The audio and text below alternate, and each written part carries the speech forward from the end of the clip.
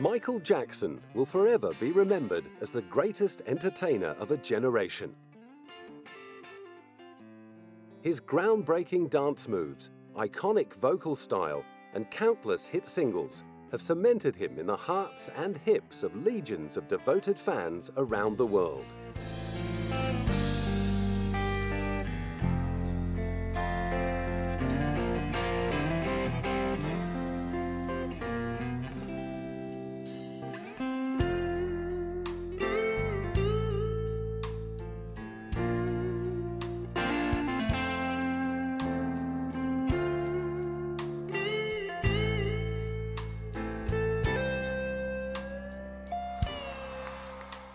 At 6:30 p.m. on Thursday, June 25, 2009, those fans who had been overjoyed at the announcement of a comeback tour were left devastated. The King of Pop had been pronounced dead. This is hard. My brother, the legendary King of Pop, Michael Jackson, passed away on Thursday, June 25th, 2009 at 2:26 p.m. At just 50 years old, Michael Jackson had suffered a fatal heart attack. Found in his rented home in Bel Air at 12:30 p.m., news of Jackson's collapse had flown throughout the world, and when the terrible truth was finally revealed, loyal fans plummeted into despair.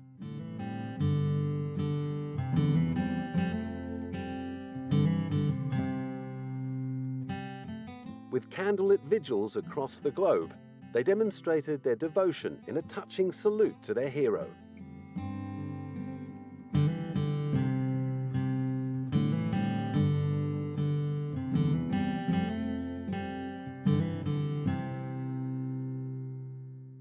Many were struggling to come to terms with the realization that he was gone.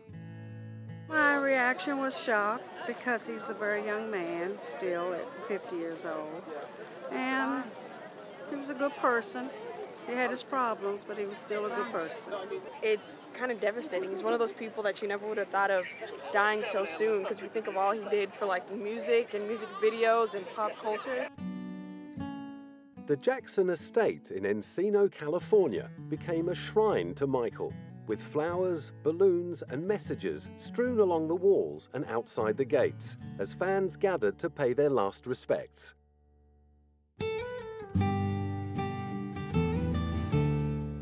Accompanied by longtime family friend Reverend Al Sharpton, Michael's father Joe took in the tributes and shook hands with his son's grieving fans. And the family and I are very proud to see all of you come out here and help us with this whole situation, because we know that we do have fans all over the world. We know that we are loved all over the world. But one thing that I wish could have happened, I wish that Michael could be here to see all this, have to wait till something happened like this before it could be realized. Meanwhile, over in Gary, Indiana, the house where Michael and his 8 siblings grew up had also become a mecca for grieving fans and neighbors, who still remembered baby-faced Michael from his days as the youngest member of the Jackson 5. It hurt to know that Michael passed on, but he'll always be remembered. And right here in Gary, Indiana, we would always love the Jackson 5s. Regardless to whatever they say about them or whatever happened in the past, we here in Gary love the Jacksons.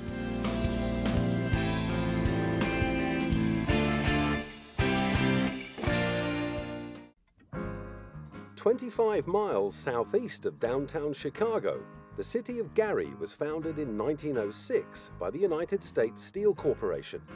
It got its name from company chairman Elbert H. Gary and was one of the first cities in the U.S. to elect an African-American mayor. It was here that former boxer Joseph Walter Jackson settled with his new wife Catherine in 1949. While Catherine got straight down to the business of raising children, Joe took a full-time job as a crane operator at the steel mill to support their growing family, although clearly his passion lay in another direction. In the mid-1950s, he embarked on a musical career, playing guitar in a band called the Falcons with his brother Luther. When the Falcons failed to score a record contract, the reality of having 7 young mouths to feed forced Joe to return to his old job at the steel mill. But before long, he'd begun pouring his creative aspirations into a family singing act made up of his 3 eldest sons. As the Jackson brothers, Jackie, Tito and Jermaine, were backed up on congas and tambourine by Marlon and 6-year-old Michael, who soon began to eclipse his older brothers with his singing and dancing talents. Stopping at nothing to make the group a success, Joe put the boys through strenuous rehearsals. But there was no shortage of love and comfort to be found in the arms of their mother. Everyone loved Catherine. I think that she was very much revered. She was a very spiritual woman, a Jehovah's Witness, and she was the gentle force in the Jackson family. In 1967, with 9-year-old Michael at the helm, the Jackson brothers became the Jackson 5. After winning a talent show at a local high school performing soul and R&B hits, Joe got busy booking his young prodigies into black clubs and venues around Gary and Chicago on the Chitlin circuit. All the while, little Michael continued honing his singing and dancing skills, learning from watching the likes of James Brown, Marvin Gaye and Etta James.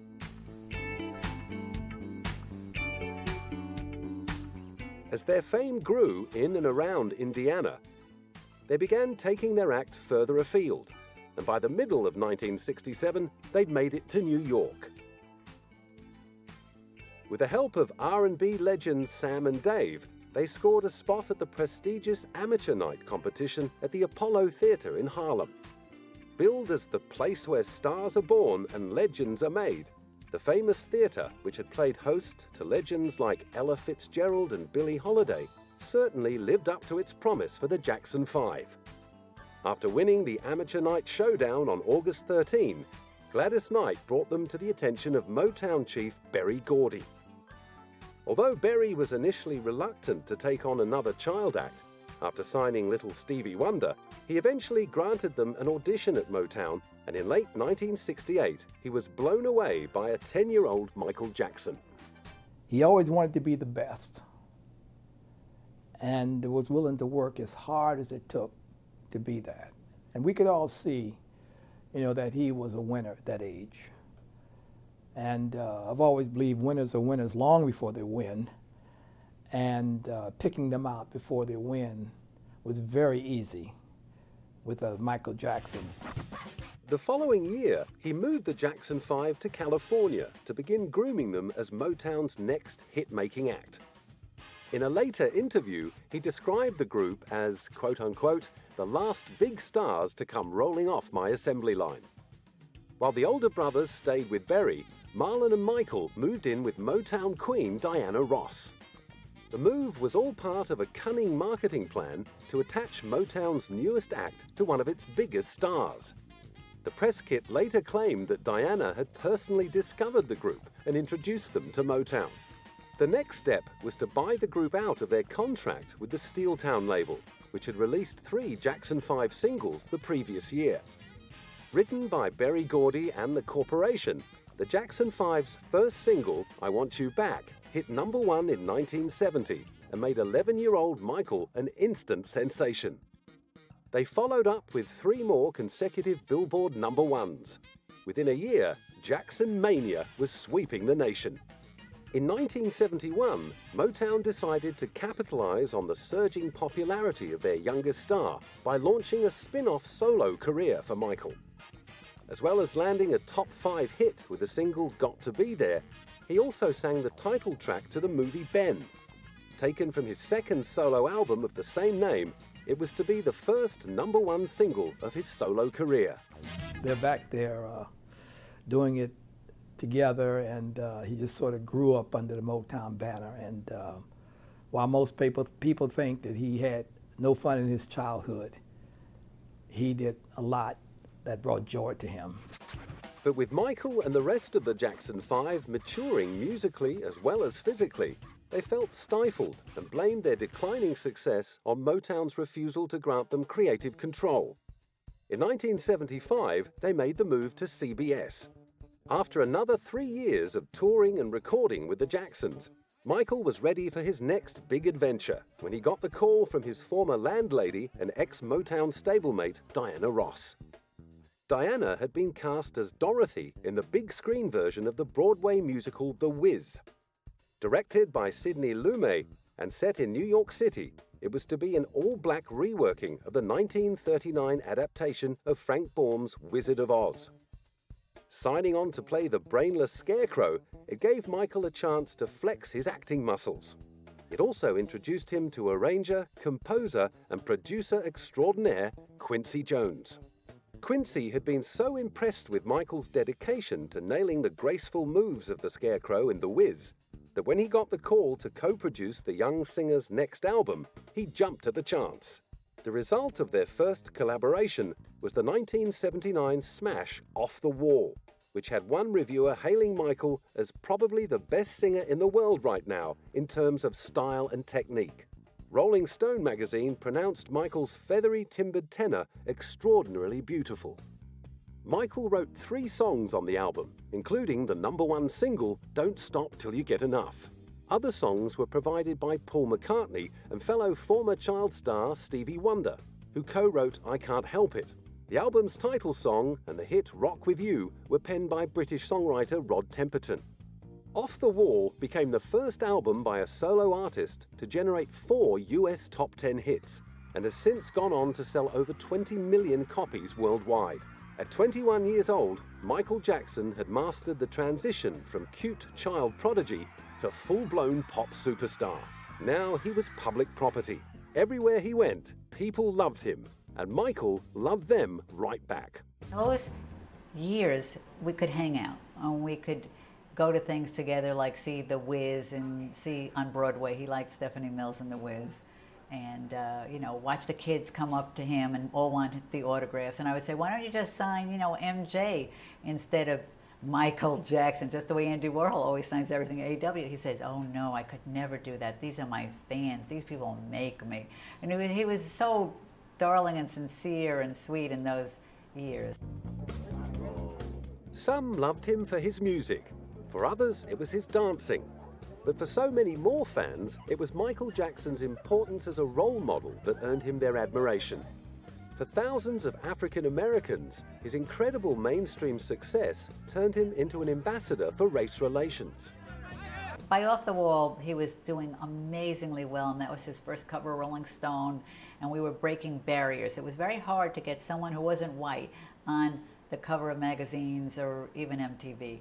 Mobbed by fans wherever he went, people of all colors were chanting his name in the streets, queuing for hours for a glimpse of him, then fainting at the sight of him. With Michael egging them on, they would even chase him across highways. Children from every corner of the globe wanted to sing like him, dress like him, and dance like him. But there could only ever be one Michael Jackson. And in 1982, he was on the verge of boldly going where no other entertainer had ever gone before. First up, he was asked to contribute a theme song to Steven Spielberg's blockbuster children's fantasy, E.T. Michael duly came up with Someone in the Dark. Although it didn't end up in the movie, the song appeared on the storybook for the film, which won a Grammy Award for Best Album for Children. Whatever had come before in Michael's illustrious career would be remembered as merely a warm-up act to the release of his next project.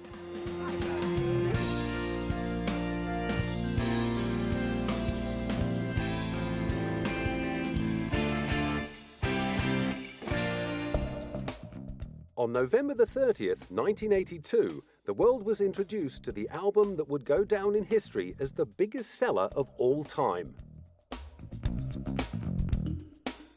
Thriller, his second collaboration with Quincy Jones, was the result of Michael's determination to create the perfect record. Locked away in Westlake Studios in LA, with a production budget of $750,000, they emerged with an album that would spend 37 weeks at the top of Billboard charts and would spawn an unprecedented 7 top 10 singles. I remember not getting my platinum album for singing on PYT, singing the backgrounds on that. Yeah, it was great. What I really remember, though, from Thriller was being in Mike's car and him playing me the entire album. Whenever he would finish a project, he'd share it with me because we were like this growing up. And I remember loving each and every song. I was just, what, 16, something like that. But the jewel in the Thriller crown was the 14-minute video to the album's title track. Inspired by B-grade zombie movies and directed by horror supremo John Landis, the short film featured barrier-breaking special effects and debuted the formation dancing that was to become just one of Michael's signatures.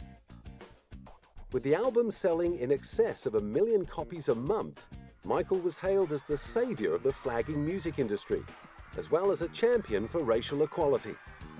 Music channel MTV, notorious for its neglect of African-American musicians, was forced to play the Thriller video clip twice an hour to cope with viewer demand. Then there were the awards. As well as an incredible 7 Grammys, Michael took out a total of 8 American Music Awards, the Special Award of Merit, and 3 MTV Music Awards. I saw him for many years. I saw the off-the-wall success and the Thriller success, the super success. Before that, we had other going places. We had other records and parties at Studio 54. But with Thriller, every barrier was broken. Stadiums all over the world were sold out. It became the biggest record of all time. According to journalist and biographer J. Randy Taraborelli, Thriller stopped selling like a leisure album and began selling like a household staple. It also spawned a bonanza in merchandising sales. Alongside Michael Jackson dolls, T-shirts, and other memorabilia, there were millions to be made from sales of the making of Michael Jackson's Thriller documentary. The so-called one-man rescue team for the music business even had future President George Bush eating out of his gloved hand. It was fantastic. The 80s were fantastic. It's probably as good as our record business will ever be. I mean, on that basis. Number one, for many reasons, because of vinyl. People would wear vinyl out there to go buy 2 and 3 copies. I was lucky. I had the 2 best engineers on the planet, Phil Ramone and Bruce Swedien, and they had minors in music. They were both musical and technical sonic minds. And to this day, every city I go to in the world, Shanghai, Shenzhen, wherever, Rio, Cairo, at that magic hour, I hear those records, Don't Stop Till You Get Enough from 30 years ago, and it blows my mind. It really does. But it's all the songs and Michael's talent and the production and everything else, but sonically, it's hard to beat. Without doubt, Thriller owed much of its phenomenal success to Michael's dazzling performance in the famous 1983 television special to celebrate the 25th anniversary of Motown. Ironically, however, it almost didn't happen. We were doing the TV show, and the word came back that Michael couldn't do it because he was doing too much television.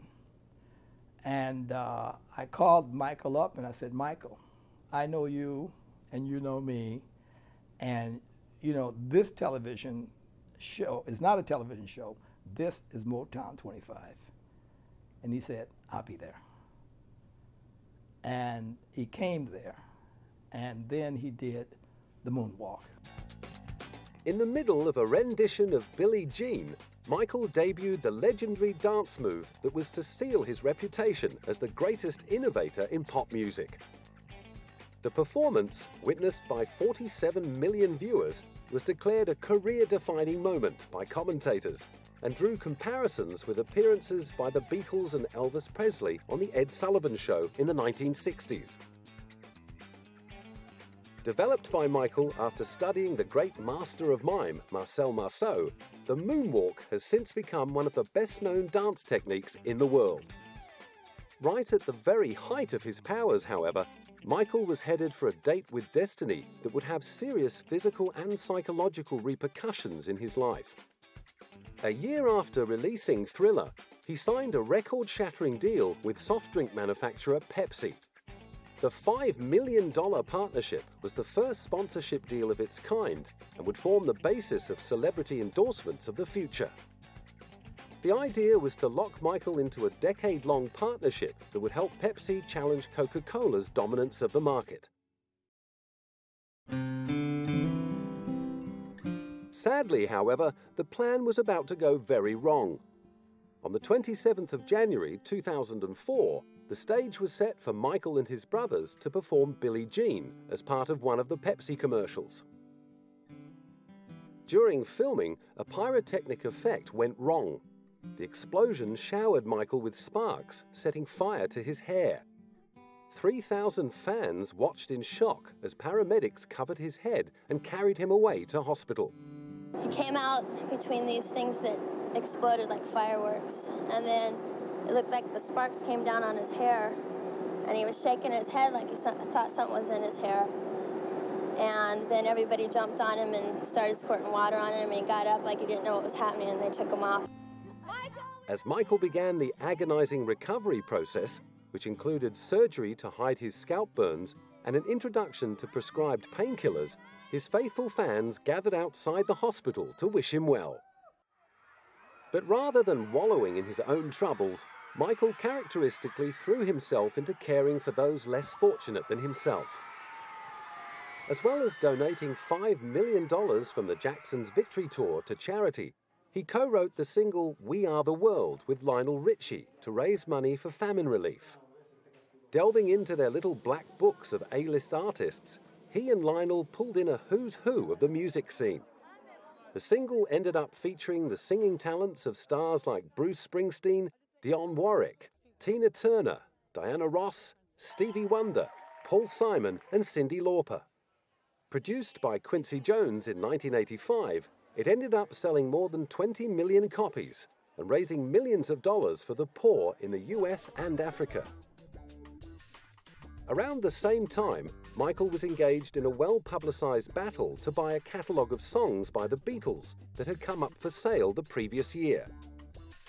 Rumours abounded that Michael's aggressive bid had caused a rift with his old friend Paul McCartney, with whom he'd recorded the hits The Girl Is Mine and Say, Say, Say. Ironically, it had been Paul who had first put the idea of buying the music catalogue in his head by telling him how much money was to be made in publishing royalties. And in actual fact, when the Northern Songs catalogue came up for sale, although Paul had considered launching a late bid for the songs in league with John's widow, Yoko, he had pulled out of the race, leaving Michael to battle it out with other serious contenders in negotiations that lasted 10 months. He ended up winning the catalogue at a cost of $47.5 million. As the 80s wore on, media attention began to focus on Michael's perceived eccentricities. What was really going on behind those aviator sunglasses? First, there was his pet chimp, Bubbles. Then there were reports that he slept in a hyperbaric chamber, talk of plastic surgery, and rumours that he'd bought the bones of the Elephant Man. Many of the rumours were claimed to have been leaked to the press by Michael's own publicists. But despite his insistence that such stories were pure fabrications, the nickname Wacko Jacko stuck. Appearing in public hidden behind a face mask only fueled speculation about his increasingly idiosyncratic behaviour, which was rumoured to involve bleaching his skin. Michael hit back with claims that the marked change in his skin colour was caused by the disease vitiligo, which needed to be covered up with makeup. Through all of the media's attacks, the fans just kept on coming. Swamped at public appearances and record signings, Michael Jackson had become a modern-day Pied Piper of Hamelin.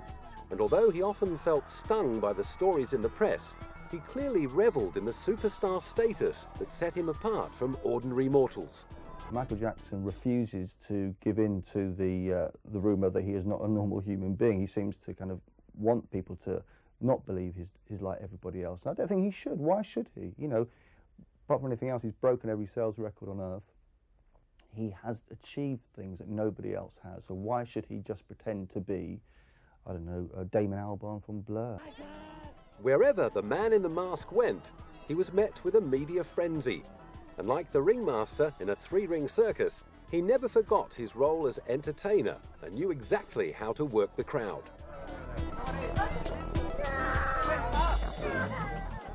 Whether popping in to share an intimate photo opportunity with children at a local hospital, making a dash for the limo in front of the paparazzi, or entertaining his beloved fans from the roof of his hotel building, the King of Pop never failed to turn on the charm. Through the years I worked with Michael, the greatest moment of my life was that moment after the show, or a couple days after we would do a photo shoot, when I would show him the bulk of the pictures, and he would look at them and he would say, "That's magic. That's magic." And this is Michael's life. It's all about magic. It's all about creating that magic. And there was plenty more magic to come. Back in the studio with Quincy Jones, Michael was preparing to release his 7th studio album, his first in 5 years. After recording 30 tracks for the new album, they cut the selection down to 11 songs, and Bad hit the shelves on August the 31st, 1987. As the name suggested, Michael was adopting a tougher street image and bringing plenty of grunt to songs like Dirty Diana, Smooth Criminal, and the album's title track. In all, Michael wrote 9 of the album's 11 songs, 5 of which struck the top of the US singles charts. To this day, Bad remains the only album ever to achieve this incredible feat. Now as popular in the UK as he was in the States, Bad went on to become the 9th biggest selling album in British history. One of the highlights on the album was the bonus track Leave Me Alone, which made fun of the tabloid view of his private life. The video, directed by Jim Blashfield, won the Grammy Award for Best Video and an MTV Music Award. Meanwhile, Michael was preparing to take on his very first world concert tour as a solo artist. Sponsored by Pepsi, the Bad Tour took him to 15 countries over 16 months, during which he played to a total of 4.5 million fans. The first entertainer to earn more than $100 million per year, Michael was becoming increasingly devoted in his responsibility as a philanthropist, donating much of his concert takings to charity and ensuring that at least 400 tickets to every US concert were reserved for underprivileged children. During the tour, Michael bought the ranch in Santa Barbara, California, that would help him fulfill his dream of building his very own amusement park. Renamed Neverland after the fantasy island in the story of Peter Pan, it would become a lavish monument to his extravagantly childlike imagination. Complete with a zoo, 2 railroads, numerous rides, and several lakes, Michael opened Neverland up to children and their families as day visitors. The 2,676-acre property also boasted a huge floral clock. The story goes that Michael himself designed the decorative flower beds because he hated seeing dirt between them. Neverland would remain Michael's own personal fairground for the next 15 years, creating many happy memories for the friends and guests he entertained there until the police investigations of 2003. I can remember an amazing time at Neverland in the amusement park. And when Michael insisted that if I was going to shoot him on a particular ride, I had to ride the ride with him with my hands not on the bar, but up in the air like kids would. And I thought, okay, and I did. This will always be one of my fondest memories of Michael, just having fun. In 1991, Michael was clearly still having fun as he renewed his contract with Sony. Having been declared the Artist of the Decade by President George Bush, he was able to command a record-breaking sum of $65 million. The same year, he released his 7th studio album, Dangerous. With Teddy Riley and Bill Bottrell on board as co-producers, it went straight to #1 on the Billboard charts and became his fastest-selling album ever in the US. Its lead single, Black or White, spent 7 consecutive weeks on top of the singles charts, proving that Michael was still the king of pop. Meanwhile, in the UK and Europe, the album's biggest-selling single ended up being the charity anthem, Heal the World, which also became the name of the charitable foundation Michael set up in 1992. To heal the world, we must start by healing our children. Today, we come bearing gifts for the children of war-torn Sarajevo. In 1992, Sarajevo has become a symbol of so much that is tragic but avoidable in our world. Prejudice and ethnic hatred, the destruction of the environment, the shattering of families and of centuries-old communities. One of the Foundation's first missions was to airlift 46 tons of much-needed supplies to war-torn Sarajevo in Bosnia. Another of Michael's early ambitions for the Foundation was to institute drug and alcohol education programs. He was also one of the very first artists to draw attention to HIV/AIDS in the Third World by embarking on several high-profile visits to Africa, and ended up donating all the profits from the ticket sales of his sellout dangerous tour to his foundation. But back at home, trouble was brewing.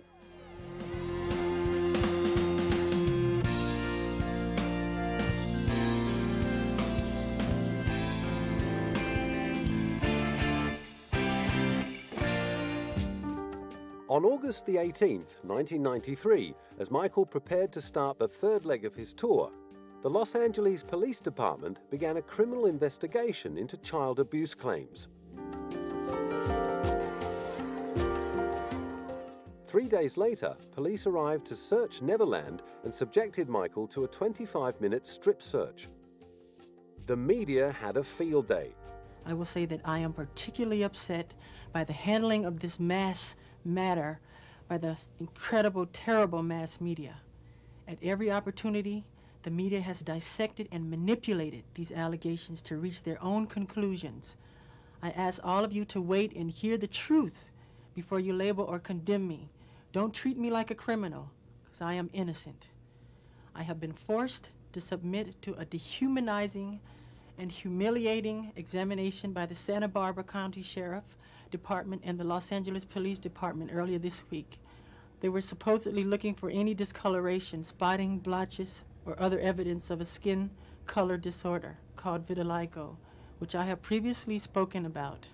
The warrant also directed me to cooperate in any examination of my body by their physician to determine the condition of my skin, including whether I have vitiligo or any other skin disorder. The warrant further stated that I had no right to refuse the examination or photographs, and if I failed to cooperate with them, they would introduce that refusal at any trial as an indication of my guilt. It was the most humiliating ordeal of my life. Michael's family immediately rallied around him and called their own press conference to show their support. They were adamant that the allegations were nothing more than a cruel and obvious attempt to take advantage of Michael's fame and wealth. Their belief was backed up by a taped telephone conversation in which the child in question's father declared his intention to win big time and destroy Michael. Catherine Jackson in particular was unequivocal in her support of her son. I'd like to let the world know that I'm behind my son. I don't believe any of this stuff that's being written about him because I raised him and I know him, and that's just a statement people are making. However, not everyone in the Jackson family got behind Michael. His older sister, LATOYA, whom he'd neither seen nor spoken to for years, decided to open up to the press. Estranged from the rest of the family since marrying her manager Jack Gordon and publishing her autobiography, LATOYA held a press conference in Israel and made this shocking statement. Well, I must tell you that this is very difficult for me, that Michael is my brother.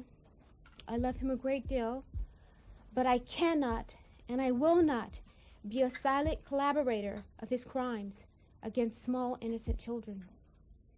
And if I remain silent, then that means that I feel the guilt and the humiliation that these children are feeling, and I think it's very wrong. LATOYA later retracted the statement, claiming her abusive husband had forced her to make the claims for financial gain, but the damage had been done. Putting on a brave face for fans, Michael performed in front of a crowd of 47,000 fans on his 35th birthday on the 29th of August. But behind the scenes, he was fighting chronic pain from an accident he'd sustained while on tour, and was so stressed out by the investigation and accompanying press invasion that there were claims he was becoming addicted to painkillers and sedatives. The next night, moments before going on stage in Singapore, Michael collapsed and, to the disappointment of tens of thousands of fans, was forced to cancel the show. The next day, he was taken to hospital to undergo a brain scan. It appears that Mr. Jackson has been suffering recently from an acute vascular headaches, which unfortunately, due to the severity this evening, caused the cancellation of tonight's performance. I was suddenly taken ill last night, and I am sorry for the cancellation of my performance, and I apologize for any inconvenience it might have caused my fans in Singapore. I look forward to seeing you at the stadium tomorrow. Thank you for your continued support and understanding. I love you all. Thank you. Michael's one source of consolation throughout the ordeal was his romance with Elvis Presley's daughter, Lisa Marie. Understanding the pressures of living under the intense glare of the media spotlight, Lisa Marie became his confidant and source of emotional support. During their many conversations over the phone, she ended up falling for him, and they were married in the Dominican Republic in May 1994. Lisa Marie has since revealed that during the marriage, a troubled Michael confessed his fears that he might come to the same tragic end as her father. And after 20 months together, the gulf between the lovers had grown too wide. While Michael had been desperate to start a family, Lisa Marie already had 2 young children from her first marriage to Danny Keogh and didn't want any more. On January 18, 1996, her divorce from Michael was finalized, although they would remain friends for the rest of his life. However, the disturbances in Michael's private life hadn't distracted him from his first love, making music. On June 15, 1995, he'd released the biggest collection of his career. The double album, History, Past, Present and Future, Book 1, contained 15 former hits and 15 new tracks, and would become the biggest-selling multiple-disc album of all time, with sales of 20 million worldwide. The lead single was a duet with his baby sister Janet.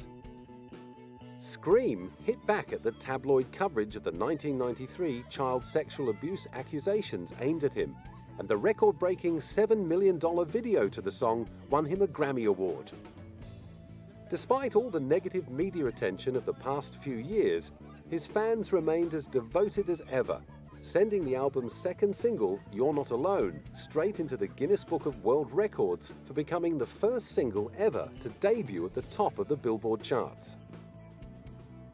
Over in Britain, it remained at #1 for 6 straight weeks and became his biggest-selling single ever in the UK. The stage was set for another history-making television appearance. But during rehearsals for the HBO special at the Beacon Theatre in New York, Michael suddenly collapsed and was taken to BETH Israel Hospital on the Upper East Side. Arriving semi-conscious and dehydrated, doctors worked to stabilize his condition as his mother rushed to his side. On that type of call, it gets a high priority response. It's a very serious call. Luckily, we found someone who was breathing, who was conscious, and we treated him for his symptoms. What were the symptoms? As I said, there was some dehydration, some low blood pressure, nothing that appeared to be life-threatening. He was treated by EMTs and paramedics and brought to the hospital of his choice. Mr. Jackson is conscious. He has expressed sincere gratitude for all the nurses, physicians, and other members of the BETH Israel staff, as well as, of course, the incredible outpouring of love from his fans throughout the world. 5 days later, those fans were still maintaining their vigil as Janet emerged from the hospital. After being diagnosed and cleared of a viral infection, their hero greeted them with smiles and waves before disappearing into the waiting van. After Michael's divorce from Lisa Marie, he turned to dermatology nurse Deborah Rowe to fulfill his dream of having children. When they married in Sydney in November 1996, during the Australian leg of his history tour, she was already pregnant with little Prince Michael I. On April 3, 1998, he was joined by a baby sister called Paris. A father at last, Michael was determined to protect his children from the press. Then in October 1999 came the news that he and Debbie were getting divorced and that Michael would retain sole custody of their 2 children. Despite being a single father of 2, he stepped up his already demanding schedule of charity work and broke yet another Guinness World Record. His involvement with a staggering 39 charities far eclipsed the philanthropic efforts of any other celebrity or entertainer. At public appearances and charity events, he was tireless in his seeking out those less fortunate than himself. Whether pausing to give out a hug or simply waving and smiling to his fans, he always took the time to acknowledge their devotion. One charity among the many he publicly supported was the AIDS Foundation created by great friend and fellow former child star Elizabeth Taylor. Liz, who'd stood beside him throughout his troubles with the press, was to prove a wonderful source of support in his battle with Sony to regain control of his album masters and retain ownership of his share of the record company's catalogue. Once again, his fans backed him, but as the dispute wore on, Michael believed he was the victim of a personal vendetta by Sony chief Tommy Mottola and turned to Reverend Al Sharpton for help. In 2002, he threatened to sue Sony for failing to promote his album Invincible. Sony, Tommy Mottola. Tommy Mottola is the president of the record division. He is a mean, he's a racist, and he's very, very, very devilish. That inflammatory accusation turned the dispute into an increasingly wild media circus. Sony counterattacked with assertions it had sufficiently promoted the album and with claims that Michael had refused to support its release with a tour of the US. Despite the dispute, Invincible was still a commercial success, debuting at #1 in 13 countries and selling around 10 million copies worldwide. In the middle of it all, Michael had become the proud father of a 3rd child, Prince Michael II. His eagerness to introduce baby Blanket to eager fans in Berlin inspired him to embark on the rash act that would hog the world's front pages. The notorious baby dangling incident was seen by media commentators as evidence that the King of Pop had lost all sense of judgment, and although Michael later apologized for his terrible mistake, the stigma haunted him.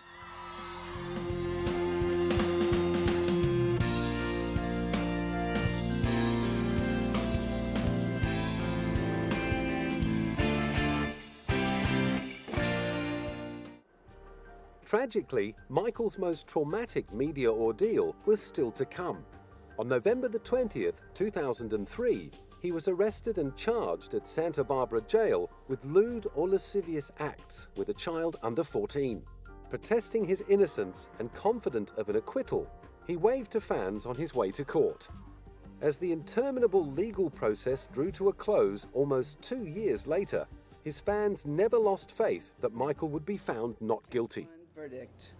We, the jury in the above entitled case, find the defendant not guilty of conspiracy as charged in count 1 of the indictment.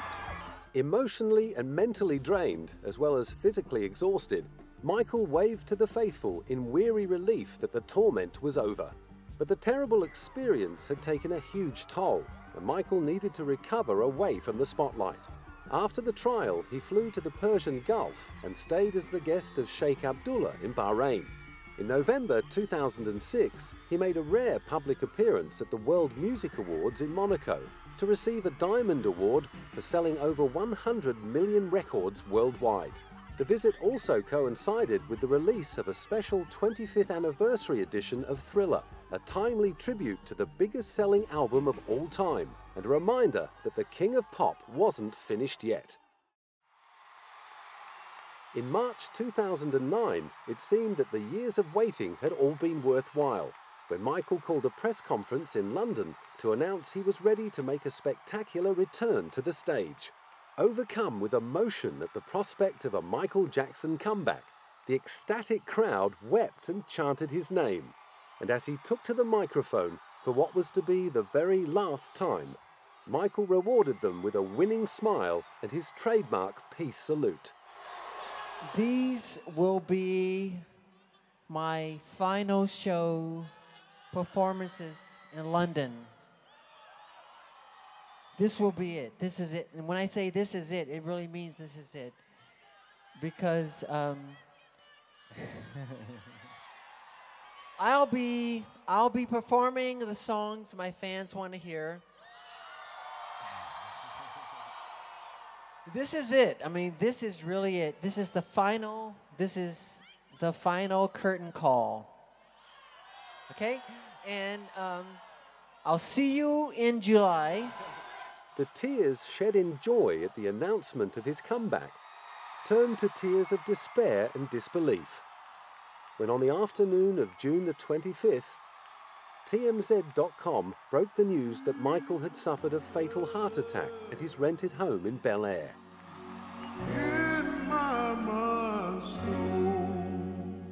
United in their grief, fans across the globe immediately went into mourning. Although most of them had never met their idol or even seen him in the flesh, Michael Jackson's talent and generosity had touched them on such a personal level that they felt like they knew him.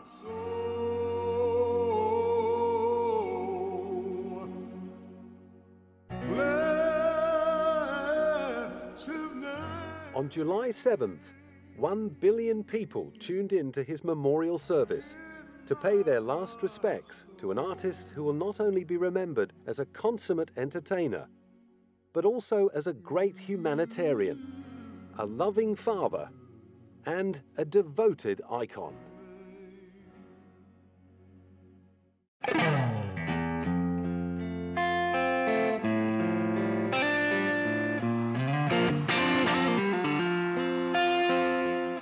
I love you. I really do. You have to know that. I love you so much. Really. From the bottom of my heart. He is the king of music, not pop, music. In fact, he's just the king. I just love him, and I just love him, and I just love him, and he's pure, he's inside and out, his heart, his soul, I love him.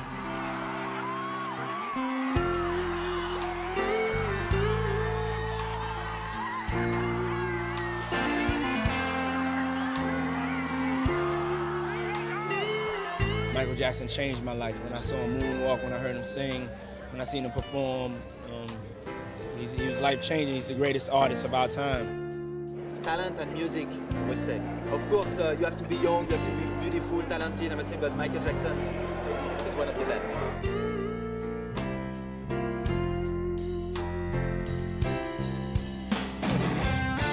Michael was and he will remain one of the greatest entertainers that ever lived. One of the greatest entertainers that ever lived.